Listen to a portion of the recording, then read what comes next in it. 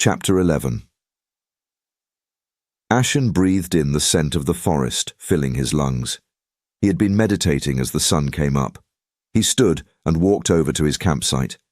He lit the fire with his flint and stoked up the wood. He had found some eggs and was actually excited for breakfast today. Standing, he moved into the sunlight and began his daily kata. He moved through the beginning movements, limbering up his tired muscles. He still wasn't sleeping very well.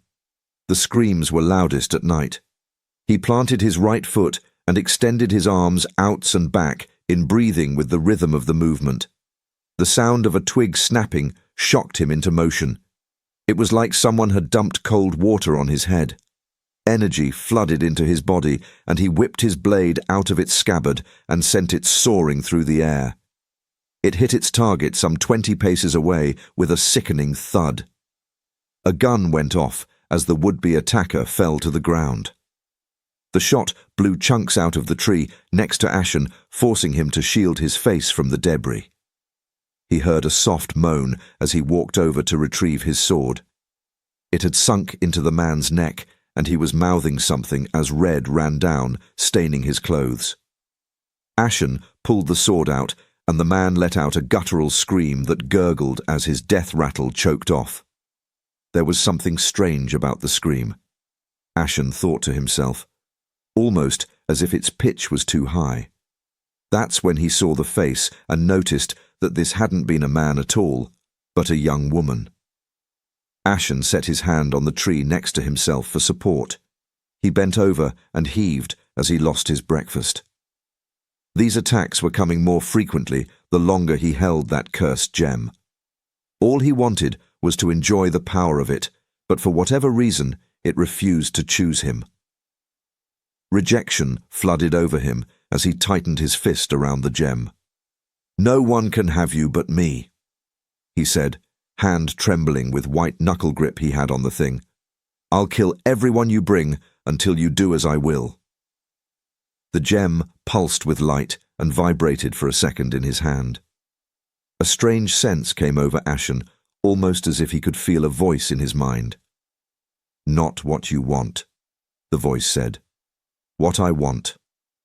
Ashen wiped his sword off in the grass and sheathed it across his back. He went back over into the sunlight and began his kata again. Today would be a bad day, he thought to himself. Just then, he thought he heard rustle in the distance. Achilles' hands trembled as he lifted the box out of the hole he'd been digging. It was close to midnight, and the cemetery echoed with strange noises that made him jump. He'd lifted the lid and saw the revolver shining in the moonlight. Achilles could tell that it was old. He could plainly see the wear marks from use, but as he opened the cylinder, he could see that it had been carefully cleaned and oiled. This gun may not have been new, but he was sure that it would shoot better than most. He spun the cylinder and flicked it shut, holding the gun toward the tree. He pulled back the trigger, and it clicked in a smooth motion. It wasn't loaded, so it didn't fire, but it felt good in his hand. He quickly dropped all of the coins that he had into the box, along with a note. He hoped John would understand, but if not, then maybe he'd hold off at least through tomorrow. All he needed was one day. Tomorrow, Switch had planned for Achilles to check tickets at the Opera House. This wouldn't give him access to the VIP areas, but he knew that Silas would be there tomorrow night. He would find a way to kill him. Switch had told him they were pulling a job, but hadn't given him any details other than he was supposed to be there, and someone would contact him and tell him anything they needed him to do. "That gives me all day to practice. That should be enough, I think," he said as he hurriedly buried the box and smoothed out the ground to look like it had been undisturbed. He found that he was too nervous to sleep and walked to the area outside of town that he'd planned to practice shooting at. He had found an old iron anvil out there and decided that it would give off a nice ring any time he hit it. He loaded the revolver and took aim at the old piece of iron. He could barely see it, despite the fact that he was only 10 paces from it. Leveling the gun, He pulled the trigger, and a burst of light blinded him.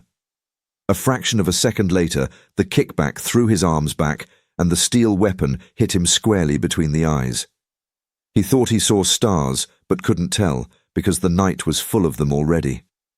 He dropped to his knees, and the world began to spin as he doubled over. Darkness crept into the edge of his vision, and a burst of ringing in his ears brought him back to reality for just a second.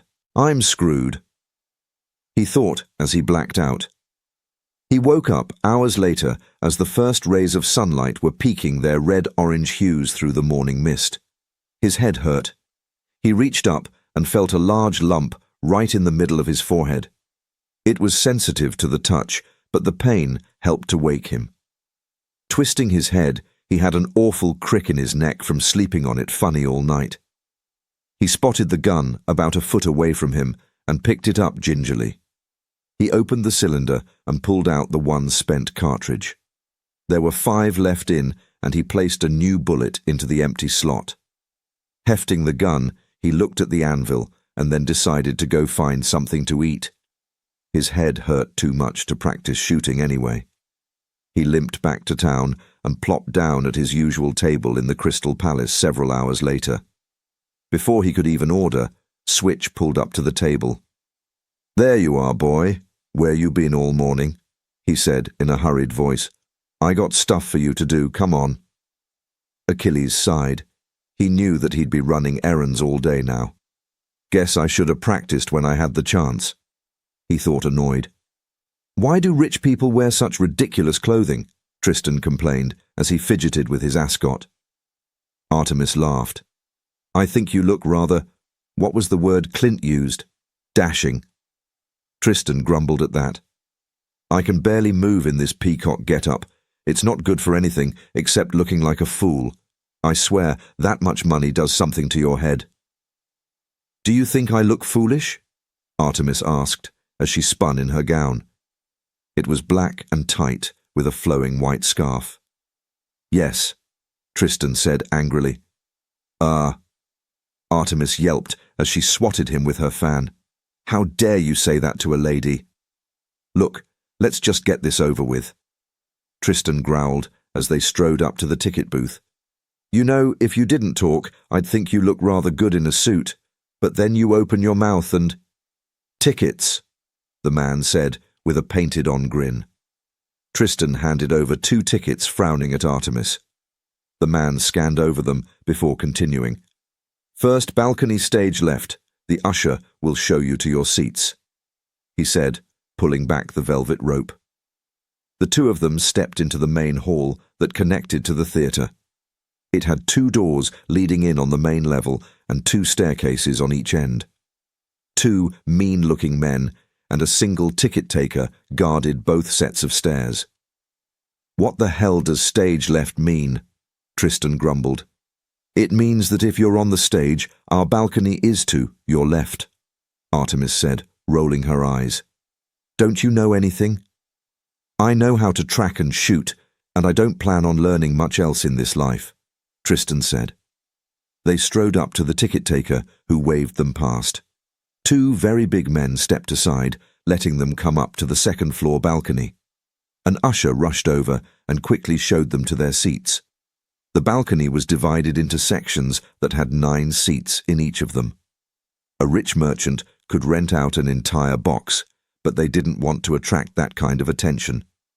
So they settled into a community box. Their seats were in the back, so that they wouldn't worry about anyone noticing something was amiss. There was only one other couple in the front of the seats, and they pointedly ignored Tristan and Artemis as they sat down. Almost immediately, a body slipped into the seat next to them and held out a letter. Tristan looked over and saw Achilles sitting there holding a note in his hand. He grumbled as he snatched it away from the boy. Achilles didn't move, and Tristan realized that he probably needed to get the note back. Switch was a careful man. Tristan opened the note and scanned it quickly. S will come in a little late, maybe 5 minutes in. He will have 4 bodyguards and 4 merchants with him. They are all ridiculously loyal, and nothing I did could get a peep of information from them. My men are the bodyguards on your side of the balcony, but S uses his own men for his side, which will be mostly empty. Good luck." Tristan folded the paper and tossed it back at Achilles, hitting him in the face. He noticed a large welt on the boy's forehead and smiled. Artemis gave him a deep frown as Achilles bent down, snatching up the paper and walking out. "You get everything in the note," Tristan said, looking at Artemis. She nodded and breathed out a long breath. "We're going to need to launch a volley into that booth with that many men surrounding him, and if they're that loyal, then they might want a little revenge after we off the man." "Clint will come to the same conclusion," Tristan said, rubbing his face. "When do we move?" Artemis asked. "He'll signal us with the mirror once he's in place. When that happens, we wait for the end of whatever act we're in. They always end them with some ridiculous song or stunt. It won't do much, but maybe it'll give us enough cover to put a few rounds into him before everyone catches on to what's happening," Tristan said, fingering the blue gem on the hilt of his revolver. "Which setting did you use this time?" Artemis asked. Tristan smiled. "Sliding," he said, looking very pleased. Artemis would have preferred a giant electric blast. She had told him the night before that the lightning might be able to pierce the windshield that Silas was known to use. But the lightning shots weren't predictable at long range. Ramza hummed as he carried several large crates on his shoulders. He arrived at the opera house early that day to set up the stage. He'd been hired on as a labourer, and the man even made strong men look like children. He heard the knocking rhythm that Clint had worked out with him earlier. He set both crates down and looked around, making sure that no one was looking in their direction. He gripped the top tightly and ripped it off in one fluid motion. "Ramza, how on earth did you hoist me up so easily?" Clint said, stepping out of the crate. "I only had to carry 2. You're not that heavy," Ramza said, smiling.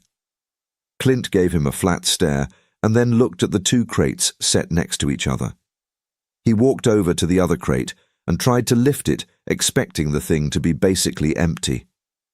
He groaned and barely lifted the thing a foot off the ground before letting it drop to the floor with a loud flop. "You're just showing off now, aren't you?" Clint asked indignantly. Ramza just smiled and patted his round stomach. "When you learn to eat like a man, then maybe you'll be able to work like one." Clint just chuckled and stepped around the corner. Seeing several men, he nabbed an usher as he walked by and pulled him back. Ramza was there in a second and flattened the man's nose with his oversized fist. The poor usher dropped like a sack of potatoes, not even able to cry out. "Get his clothes and dump him into the crate," Clint said. Moments later, he was dressed in the man's clothes. The uniform was red and gold and had brass buttons down the front. "Come here," Ramza said, grabbing Clint and pulling him close. He began unbuttoning the buttons and doing them up correctly. Clint felt like a child as the man fixed him up, but moved quickly as he heard the instruments warming up, signaling for everyone to take their seats. "Ramza, you need to clear our path, so when we need to get out, then we have an exit," Clint said hurriedly. "I know what to do, you just be careful," the big man said sternly. Clint winked and ducked down the hall toward the kitchen. He needed to intercept the usher who was in charge of Silas's booth. Moving through the halls, he exited into the main hall and looked up, seeing Tristan and Artemis in place. He pulled out the small hand mirror and flashed it up at them. Tristan stretched both arms up in the air, like he was stretching for exactly 4 seconds, signaling that he'd seen the sign. "That gives me to the end of the first act to be in place," Clint said to himself. Ducking into a storage room, he pulled out his revolver. Feeling the bottom of the hilt, he pulled off the green gem, and a flash illuminated the room for a brief second. He stared at the gem, remembering something that had happened a long time ago. Painful memories flashed into existence for only a brief moment before he squashed them. Shaking his head, he slid the gem into his pocket and tucked the revolver back into his jacket. Achilles pushed his cart full of various liquors and continued taking drink orders. He was acutely aware of the revolver tied around his side under his usher's coat. "Brandy for my husband, and white for me," the woman said, handing him a gleaming gold mark. The nobles were very flashy with their tips, but many had made previous arrangements to have a portion of their money returned. This let them look like big shots and still ended up giving the ushers larger than normal tips, so the arrangement was beneficial all around. Achilles carefully logged the coin in his ledger and poured them their drinks. The opera began as the lights dimmed, and he moved his cart to the back of the hall. He perched himself on his stool and kept his eyes vigilant. Whenever someone in his section got out of their seat, he was required to escort them in and out of the hall. Achilles saw several heads all turn up at the same time. He froze as a sick feeling tightened his stomach. He knew that Silas must have just entered the hall. His breathing quickened, and he could feel his heart pounding in his chest. He needed to find a way to get a clear shot at Silas. He knew from experience that in the second half of the play that many people would be getting up and need help getting to the restroom. That would be his chance to leave the hall. Then he just needed an excuse to get up to the balcony. Maybe when Switch executes his plan, he'll create a diversion, and then I could slip upstairs, he said under his breath. He still didn't know what they were planning tonight, but he thought that it was some kind of robbery. It wasn't a good plan, but this was his best chance. The rest of the patrons shuffled into the booth with Artemis and Tristan. A man in a blue blazer sat down next to her. She immediately went stiff, and Tristan gave her a funny look. "What's the matter with you?" Tristan asked, but Artemis didn't move. She stared straight ahead as the memories long buried deep bubbled up. Sweat began to pour down her face, and Tristan leaned in close. "Did you see something? Are we in trouble?" he asked, reaching into his coat and grabbing the hilt of his revolver. She shook her head and closed her eyes. "I'm fine. It'll pass," she said, biting her lip. Tristan frantically looked around, not really sure what he could do when something caught his eye. The booth next to Silas was no longer empty. He swore that it had been only a few seconds earlier. Squinting, he thought that something looked very familiar about the man sitting there. Suddenly, he dissolved and was in the seat next to the one he'd just been sitting in. He stared straight at Tristan and smiled, putting a finger to his lips. "Ceres, take us all into the black," he cursed as he whipped his pistol out. Artemis grabbed his hand. "What are doing? I said it would pass." "Raven's here," Tristan said coldly. One of the patrons in the booth hushed them. Artemis slowly turned her head to where Tristan was looking. She saw him snap his fingers, and a flash of electricity danced for a split second. "What do we do?" she hissed, leaning into Tristan. "This time he doesn't make it out of here," Tristan said as he cocked his pistol's hammer back. But before he could take aim, Raven dissolved. Tristan started to get up, but Artemis clamped a hand on him, bringing him back into his seat. "Not yet. We need a plan. We got to get a message to Clint," she said, her voice thick with stress. "And just how are we supposed to do that?" Tristan asked. "I don't know, but we got to try," she said, standing up. "I'm going to go try and find him so you don't do anything stupid," she said as she hurriedly got out of the booth. Several of the patrons around them grumbled before turning back to the play. With the lights dimmed, they probably assumed that their couple had just been arguing, and the lady stormed out.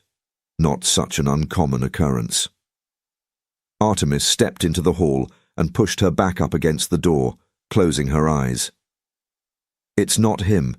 He's dead," she said to herself. "Ma'am, do you need some help?"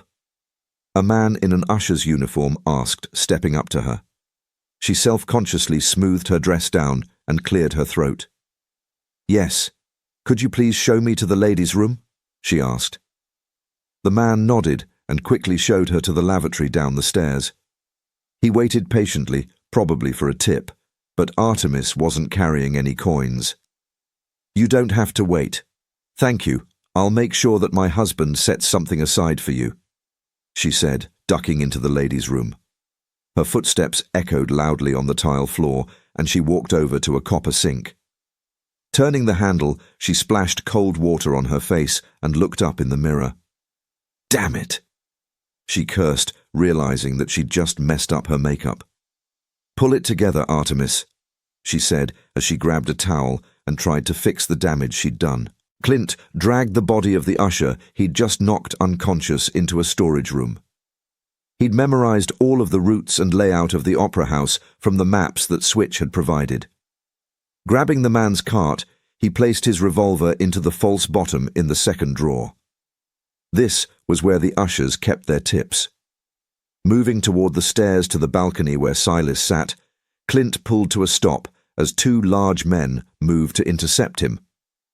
"Arms out," one said as the other began patting Clint down. They were looking for weapons. After they finished searching him, they took a quick peek at the cart and inside the drawers. Clint could feel his heart pounding as the man opened the second drawer, took a quick look and moved on. He breathed out a sigh of relief before regaining his composure. "He's clean," the man said, stepping back. "Silas likes whiskey, the good stuff. Don't ask him what he wants, just hand him the drink." Clint nodded and began pulling the cart up the stairs, drinks clattering with every step as the cart seemed like it would crash to one side with every stair. The two men turned their back to him. "Guess they're not going to help me get this upstairs," he said to himself as the cart nearly tipped as he took a step too fast. "Where's Ramza when I need him?"